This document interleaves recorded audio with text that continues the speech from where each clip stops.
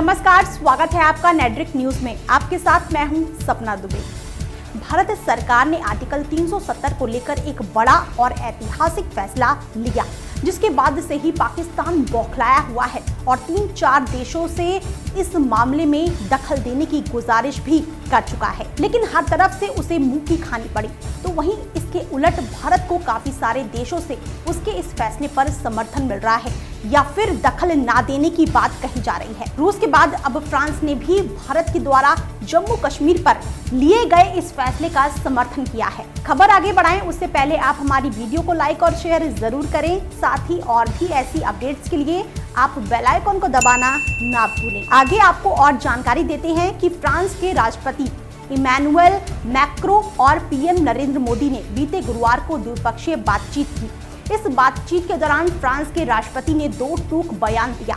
उन्होंने कहा कि कश्मीर के मामले में किसी तीसरे देश को दखल नहीं देना चाहिए।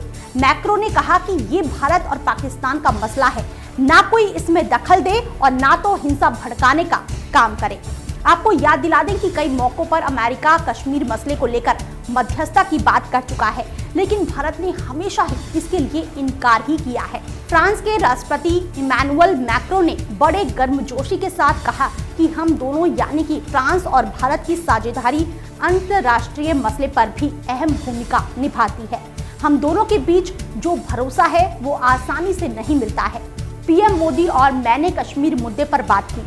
पीएम मोदी ने मुझे कश्मीर के हालात बताए और मैंने उन्हें कहा कि भारत और पाकिस्तान को आपस में मिलकर ही इसका हल निकालना होगा। मैक्रों ने ये तक कहा कि हम चाहेंगे कि कोई भी तीसरा इस मुद्दे पर दखल ना दे। जरूरी ये है कि कश्मीर में स्थिरता बनी रहे। उन्होंने कहा कि कुछ दिनों बाद मैं पाकिस्तानी पीएम से भी बात करूंगा। हम चाहते हैं कि अब कोई आतंकवादी घटना ना हो। इमैनुअल मैक्रों ने कुछ महीने पहले पीएम मोदी के चुनाव जीतकर दुनिया के सबसे बड़े लोकतंत्र के नेता बनने पर उन्हें बधाई दी। उन्होंने कहा कि इस जीत से पता चलता है कि भारत का लोकतंत्र कितना मजबूत है। हमने G7 पर भी बात की और मैं चाहता था कि इसमें भारत की भी भागीदारी हो।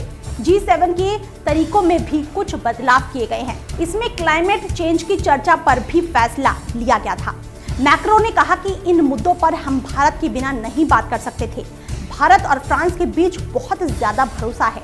इमैनुअल मैक्रों ने कहा कि हम जानते हैं कि भारत अपना चंद्रयान भेज चुका है। उन्होंने कहा कि पुलवामा हमले पर हमने अपनी सहानुभूति जताई है। हम आतंकवाद के खिलाफ एक दूसरे के साथ मिलकर काम करते रहेंगे।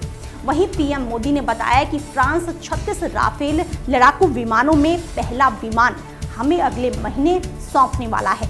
पीएम ने कहा कि हमारा मुख्य लक्ष्य 5 ट्रिलियन की अर्थव्यवस्था है। पीएम मोदी ने बताया कि भारत में फ्रांसीसी उद्यमियों के लिए निवेश का बेहतरीन मौका है। इसके अलावा दोनों देशों के बीच तकनीकी और सह उत्पादन के क्षेत्र में एक दूसरे के सहयोग को बढ़ावा देने का फैसला किया गया है।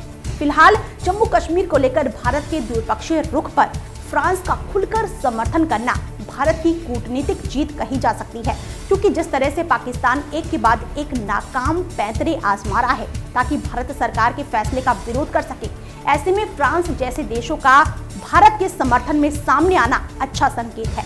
फिलहाल इतना ही। बाकी ऐसी और वीडियोस के लिए आप चैनल को सब्सक्राइब करना ना भूलें।